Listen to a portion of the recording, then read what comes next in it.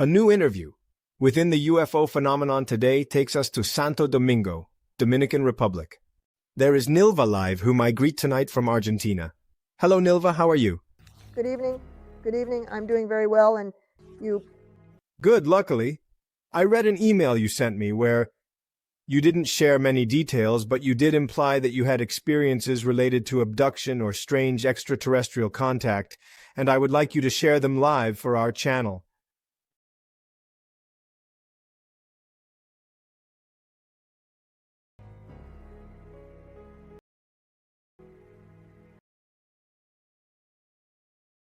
Look, I experienced an abduction, but my life has been paranormal since I was born.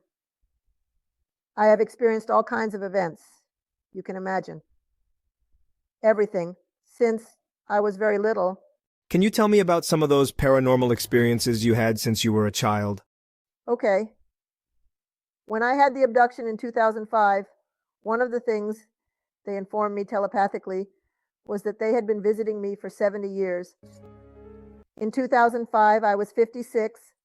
Then I remembered a story my mother told me about something that happened to her almost 14 years ago. So, only 70 years ago. Perfect. Before your birth? Before I was born, my mom lived in Haiti. We share a border with Haiti. We share the island. And my mom lived in Haiti when she was about 20 years old. She had already had 2 children by the age of 20, but they died at birth. We were always raised that in Haiti. Everything was managed with witchcraft, demons, that kind of thing. Yes, zombies, demons, all that. At that time, we had no idea what an extraterrestrial could be or anything like that. For all of us, it was about demons, those kinds of things. My mom's first 2 children died at birth, and she thought that the Haitians, since she was no longer Haitian, were doing things to kill her. 1,000. Her partner was a politician who traveled a lot within the country, and she was mostly alone with just one worker. When she had her 3rd child, a girl, the girl was 6 months old, and she always told us that one night at midnight in a Haitian village where there was no electricity, the house lit up completely as if it were daytime at midnight, and that light started changing colors. The only thing she could do was get on her knees and pray, because to her, they were demons. She and the worker got on their knees, prayed, and spent a long time praying, and it kept changing color until it eventually left. She left in the morning. This happened at midnight. In the morning, when it dawned, she took the girl, and with the clothes she had on, she returned to Santo Domingo and never went back to Haiti. Never. Left the house again. After that, my grandmother had to go sell it. She never went back. She was terrified by it. She said it wanted to kill her. So I related that when they told me they had been visiting for 70 years, because it had been exactly 70 years, exactly at that time. Well, you didn't exist yet. No, I wasn't born yet. That was in the year 1937. I think my older sister was born, and she was already 6 months old when my mom returned and never came back again after. Diplomatic relations with Haiti were broken. Everything turned into a disaster. They never found out anything more. Later, she found out that her father had died. But my mom didn't come back in a bad state, and neither did my sister. So when this happened to me as well, when I was about 6 years old, I remember that one night. Someone knocked on my mom's door at midnight because a relative had died. The husband of one of my mom's aunts was a young man in his 30s, and he had died, and they called there. My mom and dad went and left us. We were 6 siblings. We stayed there in the house. Yusan, but I was awake, and I hear a noise of something very loud. Getting closer to the house, there weren't any. from my house at all. From my house to the beach, I am also. From a town that coastal, from my house to the beach, there were no other houses because there was. A wide coastal area that was very humid and had a lot of salt, so it was uninhabitable. From my house over there, there were no neighbors. We had a house because it was built on wooden stilts here, because there was a lot of humidity. Then I heard that noise of something approaching the house. When it got close to the house, the box moved a little. It shook a little. I remember that, but I don't remember what happened next. But that always stayed in my head. And did I think it was an earthquake? Did I say earthquake? Of course, that's what I thought. I was 6 years old. So when I grew up and experienced several earthquakes, I didn't hear the noise. It wasn't the same. Of course, I said, but I don't 2009 hear the noise that it brought. That always stayed with me, and I always compared it, thinking it wasn't the same. But I didn't give it much importance because the idea of extraterrestrials or anything like that never crossed our minds. I used to go to church, teach religion in the fields. Always had a lot of activities, but never thought about that. When I came to live here, when I came to the university here in the capital, USAND, a normal life, I always experienced paranormal events, like dead people talking to me, grabbing me, or appearing in front of me during the day. That happened every day. Strange things happened to me every day. But did you have, let's say, paranormal, extrasensory connections with the spirits of deceased people, let's say? Maybe it wasn't voluntary at all. Okay. There were involuntary things that happened to me. Okay. For example, I was sitting like this and looking at the wall and images would start forming. All of that made me run and wash my face. I didn't want to see anything at all. One day, as an adult, I was back in my hometown. I went to bed, sat on the bed, was about to turn off the light and closed my eyes. Before turning off the light, I started to see a fire, a house that was burning. Sitting there awake, I see a house that is burning and opening. I opened my eyes and started to think deeply, and I didn't even want to lie down. I told myself something is going to burn. At 2 a.m., a large store over there is burning. Another day, already here in the capital. I arrived from work around 4 p.m. or 4:30 p.m. I suddenly lie down on the bed and see an image. I close my eyes. I see an image of something like a hole in some flesh, in someone's flesh. It was like a hole that was there, and I saw that red flesh, kind of pink. Around the hole, it looked kind of white, but it wasn't like an infection, more like something had bled out. And I quickly opened my eyes and sat up. I stayed there thinking. Then at 9 p.m., I go to bed and close my eyes. I lie down in the same way, and the same image comes back. There I tried to retain what I was seeing, whether it was a person, someone, or a part of the body. But no, I couldn't see anything else, just the image like that. The next day, I started investigating with my family, and yes, a nephew of mine fell from a tree he was climbing, and a stick went through his leg. It made a hole. A hole was made. So I was here in Santo Domingo seeing things that were happening in Monte Cristi. Of course. And there are countless things like that. It's daily. I have experienced the most unbelievable things that can happen to a person. Everything has happened to me. Nilva, and sorry to interrupt you. You've always had these supernatural paranormal events throughout your life, but you had a revelation when you were abducted. Can you tell me how the abduction phenomenon was? My mother was 91 years old. That's when it all began. They called me in December 2004, okay? They called me here in Santo Domingo saying that my mom is very sick, that they thought she was going to die. My mom was already 91 years old. And the doctor who always attended to her told my siblings to leave her alone, not to move her anymore. She had already undergone an MRI. They had done many things that were calm for her, USAND, so they wouldn't bother her anymore. She was 21 years old. And Dunn spent the day with her eyes closed. He didn't want to eat anything. They would give him a little bit with a dropper in his mouth. But at night he would scream a lot, and throw himself out of bed. And there always had to be someone nearby with her to prevent her from getting hurt or something. In a room next door, there was always another person for company who slept there. At that time, I was here in Santo Domingo. I wasn't. Working in a dependent relationship, I had a contract. I am an accountant, and I had to prepare tax reports and that sort of thing. Taxes were done from the 1st to the 10th of each month, from the first day to the day. So I waited. For the first few days, I did it quickly, as soon as they gave me the material and I went over there. So I was in Monte Cristi around the 6th, 7th, and 8th of each month when they called me in December saying that my mother was in that condition. We had to spend the night taking care of her. Since my other siblings are older, I am the second youngest. So I would go and stay for a week.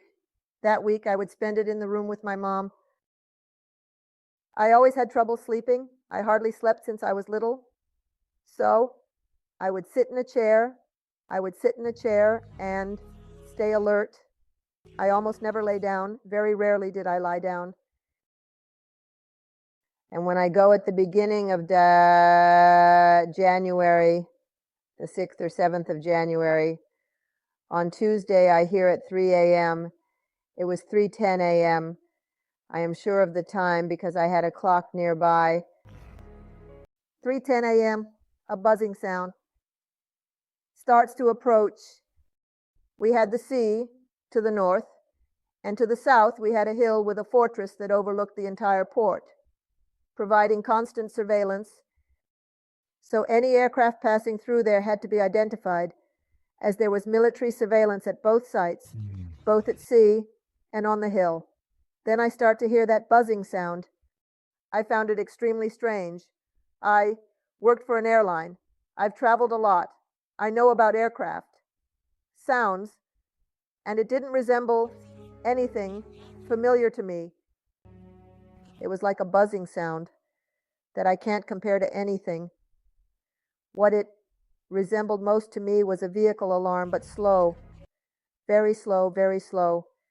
It was a sound like something spinning. Then it slowly approached, passed over the house, and continued towards the sea. There was a river, a very large river that flowed into the sea, and it followed that direction. I had no idea what I could do. It never crossed my mind that it could be a spacecraft or anything like that, because for me, there was no possibility that a spacecraft could cross in that way. The background I had on extraterrestrial ships was a book by Sixto Paz, which seemed like the silliest thing to me. I didn't believe it. It's like people go out at night to see a little light over there because it will get closer. No, no, no. That's not it. So that happened that day. The next day I asked the people who usually sleep there, did you hear? I heard a sound like this. Did anyone hear it? Nobody told me. Everyone remained silent. But she's going crazy. It's so unpleasant when you tell someone something and they don't believe you. They don't believe you. They don't respond. That was Monday. That was Tuesday. On Thursday, it comes back again. The same thing at the exact same time, the same sound, and it passes over the house. But there's a detail that I connected later on. Like that happened at 3:10 a.m. But after 8 p.m., between 8 and 9, I felt a current on the right side, a strong current on the right side. I felt a current. I don't know, something strange, but since so many strange things happened to me, I didn't give it much importance. So that was in January. When I come to Santo Domingo, I tell my children I have 3 sons, men, and I tell them, nobody says anything.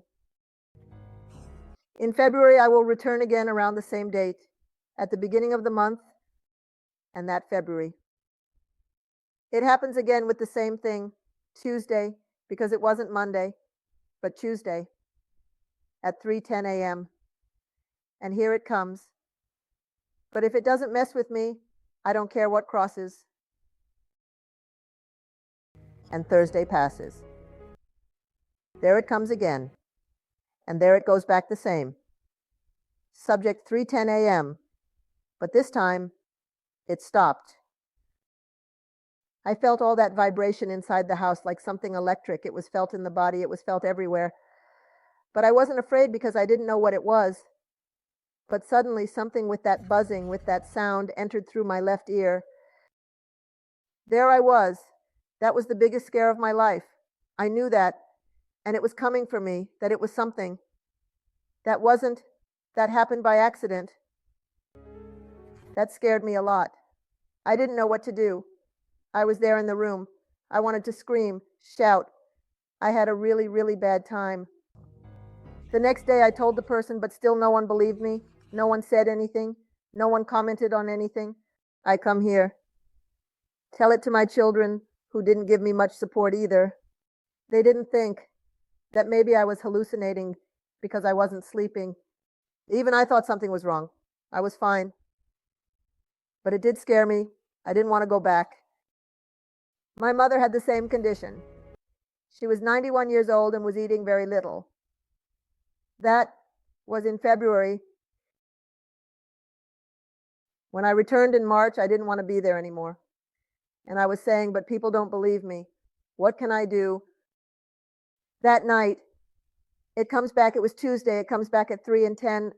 I say, but I have to find a way to, I'm not going out because there's no way I'm going out. After what happened to me, and there, in the next room, there is my 17-year-old niece who didn't live in the town, who arrived that day and wanted to accompany me there. And she had no idea what I had gone through.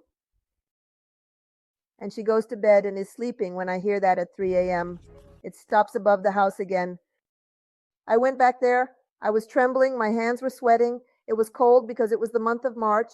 I had a yellow sheet over me and I was sitting, sweating, sleeping. I was trembling, but very scared, very scared.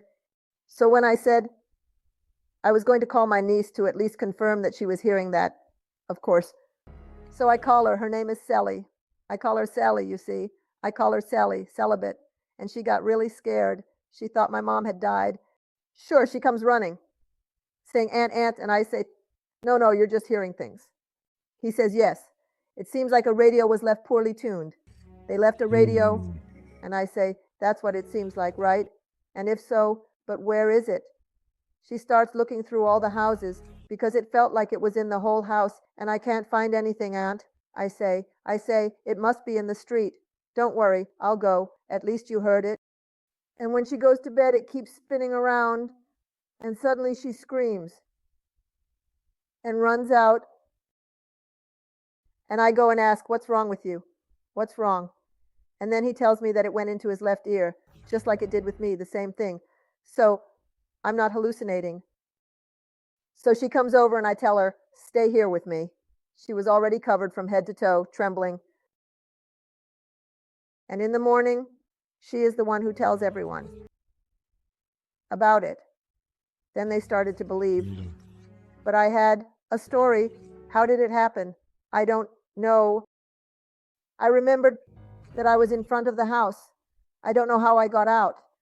There was a lock, I don't know. And consciously, I wasn't going to go out after such a big scare. But I was in front of my house. There was a yellow light, almost mustard yellow, a strong yellow coming down from above. I never looked up.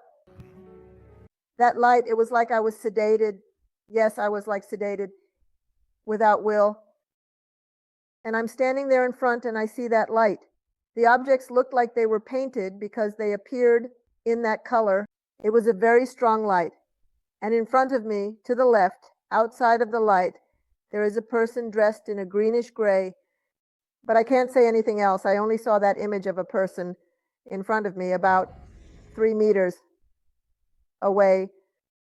There was also a person standing, a tall, thin man, wearing a one-piece suit, almost white in color. It's like a yellow, like a bone white, something like that, with a slight color that's not completely white, long-sleeved, fitted.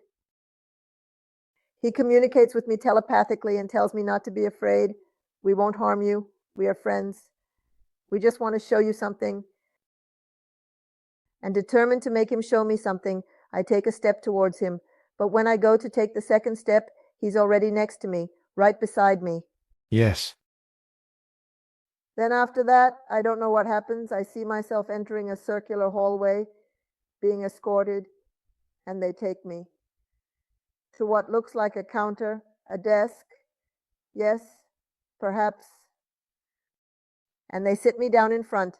Behind there is a person, Jesus Christ, the image of Jesus Christ, the image we have of Jesus Christ. Yes. Then he tells me that they are friends, that they wanted to show me something. And they start as if it were some kind of calendar. What do you call this when they are going to do a presentation and talk? They take paper, cross it, like this, write on it, and pass it along. Yes. Yes, we understand. A blog, a notebook, a calendar flipping through the pages. And he is teaching me and tells me everything will start in Mexico. But I have no idea because I don't remember anything that was there. I don't remember. I erased it, only that he was teaching me and guiding me, and I remember he told me everything will start in Mexico. After that, I don't know how they took me out of there, where they took me or what happened. I see myself again near my house, as the blocks here are about 50 meters each. So I was about 2 blocks from my house. It wasn't exactly at my door, but about 2 blocks away. So I was asking myself, what am I doing on the street at this hour after all the terror I went through? How did I get out? How did I get here? And then I don't remember anything else. But everything you described in detail was the abduction phenomenon. It's impressive because you have many more stories, and I know we are going to have a second part of this report. Surely people will leave their questions here on YouTube or through WhatsApp at 1127 8410 1073, because what you described was very visual and it also needs to be processed to connect the dots with other people who have experienced something similar. There are many similarities with things that abductees have been telling me. I'm still talking with Nilva in the Dominican Republic. You told me there was another experience to share, right? It also has to do with abduction. Let me clarify something regarding the previous experience. Yes. After that day, my mom got better and got out of bed. She lived until she was 99 years old. So there was something there. She got upset and it affected her health. She was normal, walking and everything. And it lasted 9 years, 8 years. Your mother lived for 39 years. Yes. She was 91 when that happened. How impressive. How impressive. So something happened to her. Do many abductees agree that these beings also have a healing ability, right? I think they did something because she stood up, walked, went and sat in the gallery and acted normal. After that, the other case I wanted to mention, I don't remember the exact date. About 8 years had passed after that. I'm not exactly sure, because that first experience was in 2005, and about 2 or 3 years later, I had an apartment and had sold it because I was building a house and had to move temporarily into a small apartment. On the first level, on the second floor, facing the street. Across the street, they were building U-Sand, an apartment complex, because there was a large house with a spacious lot, and they were doing it in 2 stages. Okay. They had built the right side, they were going to leave a street in the middle, and they were going to do the left side. But the house that was still there, the house that had been torn down, still had one wall left, a wall with a window, but only the protective bars. They had already removed the window, they had already torn down the floors, and everything was left with a wall there, stored. They had material from inside. One night, I was facing that construction. It was right in front of my window, the glass window. I had a somewhat thin curtain because it gets very hot here. Right now, we're at about 40, because I'm locked in my room here. And I see that I wake up at midnight and see some flashing lights through the window, through the curtain. And I thought, and I look. There is a light pole with a transformer that is right next to that piece of window. That iron was there. Yes. I said, can that transformer catch fire? Because I see that light coming out through the metal. It was like a light blue flame. It was like a very strange light. It came out like a light blue flame. And I thought, can that catch fire?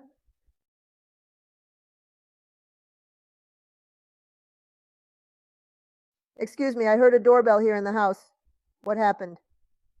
The doorbell of the house, I heard it and thought someone was calling.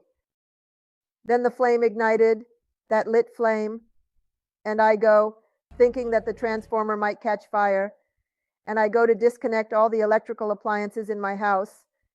I unplug the refrigerator, the freezer, the televisions, and other things.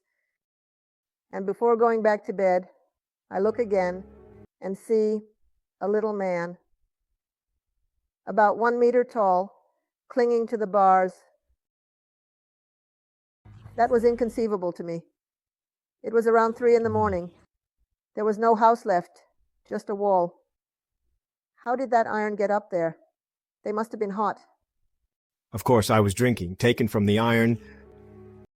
It seems that it formed from the light that was coming out. It materialized into a little man. When I saw that situation, I quickly closed my curtain and ran. I ran out and went to bed. No, my God. In what year did this happen, Nilva? I don't remember the exact date, but it must have been about 8 years after the first situation. So this one was more recent.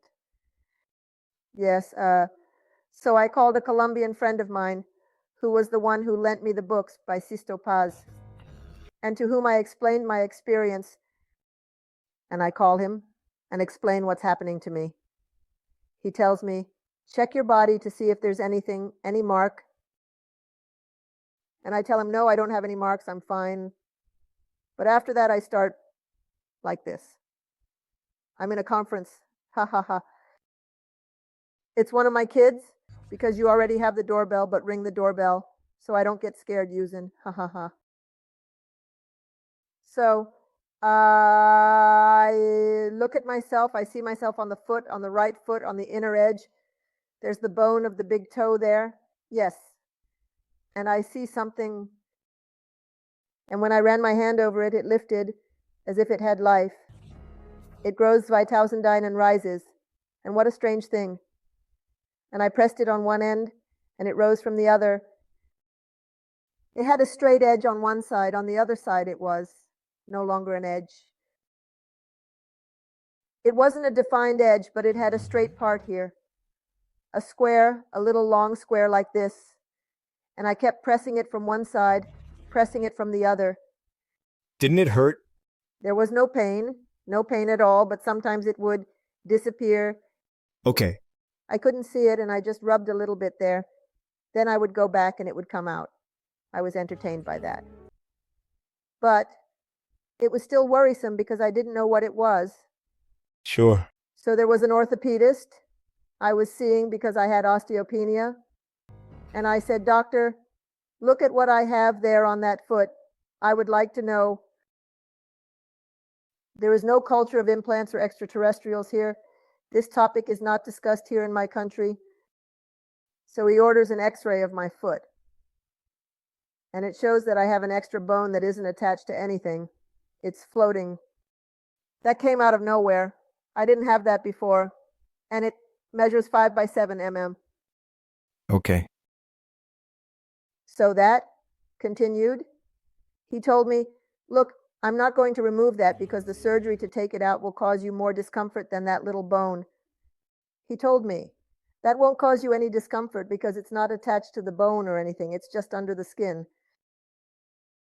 I kept at it. I would put it on, look for it, always checking it and putting it in my hand, using one day. Yeah, after my first experience, I was already going to meditation. That is to say, my life changed completely because I wanted to investigate. I wanted to see if there were people who had experienced the same thing. It became a pursuit of that phenomenon because it totally disrupts you. So, during a meditation, I asked for it to be removed. If someone had implanted something there, I wanted it taken out. You spoke to these beings during meditation. You spoke to these beings. Yes, to them exactly. To remove that from me that I had not authorized at any time for them to put that on me using. So one day, days go by, and I go to put on my shoes and it hurt. That scared me because the doctor told me there was no risk. I said, now I'm going to have to use an emergency method because it's hurting. And when I looked at it, it had doubled in size and turned purple. That area had turned purple and had doubled in size. So it was a Friday, and I already planned for Monday. And I told the doctor to remove it right away because it was urgent and it was already bothering me. But on Monday, there was nothing. Just a very thin line that was almost invisible. That extra bone mysteriously disappeared. After it grew, so it turned purple. It seems that it swelled up there when they took it away from me. We can then believe that you were operated on, in an astral manner, so to speak. You asked for it. You asked for it and you got the response. And I've never had anything there again. How impressive. There are also many testimonies from people who have had physical modifications like the one you are describing. These two events are the most intense abduction experiences you've had, right? The one you mentioned at the beginning and now this last one with the small being and this thing that appeared on your foot. How do you take it? How do you take it? In what way? Why did you say you were skeptical at first? Do you now believe there are extraterrestrial beings? I believe the positive aspect of that experience was understanding a bit, because I started to investigate. I investigated, I researched, I was in Mexico. I talked to a lot of people. And the positive thing about that is that I know there are manifestations of those entities in different forms. Because if someone had told me that story, I would say they are lying, it's a dream. Because for me, it was inconceivable that something like that could happen. That's why I now believe all those stories, no matter how strange they seem, because I understand the people who have experienced them. That's why it's a positive part. The unsettling part is that after they visit me 5 times, terrify me, take me to where they took me, they don't let me remember why they took me there. Of course, you might not be able to remember it, but perhaps with some therapy, you can access that information. I love you. Now I really want to thank you. We will surely talk again anyway. First, I want to tell you that, as we say in Argentina, I really liked you. Your kindness is amazing, you are a very adorable woman, and people must tell you that all the time. That's good, because on the other side there are many people watching us from all over the world, watching the YouTube channel, and there will surely be many opinions. I'm convinced that many will think the same, like how adorable the way you told the stories is. You don't believe the story, which is you're right, because to me, it's like a fantasy. If someone had told me a similar story, I, having this experience, having gone through that experience, I wouldn't have believed it, really, because these things are so strange. What you're saying is very good, because indeed many people who haven't experienced it will think that what you're saying is a fantasy. But well, you experienced it firsthand. And I think that's the positive part, because now I can understand others who go through very strange experiences. Because when I read Cito Paz's book, where he said they had taken him to a spaceship, I didn't believe any of it. That doesn't make any sense. I feel the same way with you and with all the people I interview. Although I have experienced some things that are not as intense as yours, I believe you, because of the way you tell it, and it's unlikely that so many people would come together to make up stories. Are these experiences that one starts to share as they see others also sharing, right? I think there's an effect of spreading these experiences to the world. Nilva, I send you a big kiss. Now I say goodbye. Thank you so much for being with us. I don't know if you want to leave an email address. How can people get in touch with you if someone wants to write to you? Well, you can email me at my email address, which is midos, My name is a bit unusual. Miros, Nilvale. How can they connect with you? If not, in the comments of this video or at Mientras Noche Paranormal Mail.com, we will also read all the testimonies. Nilva, see you next time, sending you a big kiss. Okay, thank you very much. Thank you. And to all of you as well. Same to you. Bye. Until next time.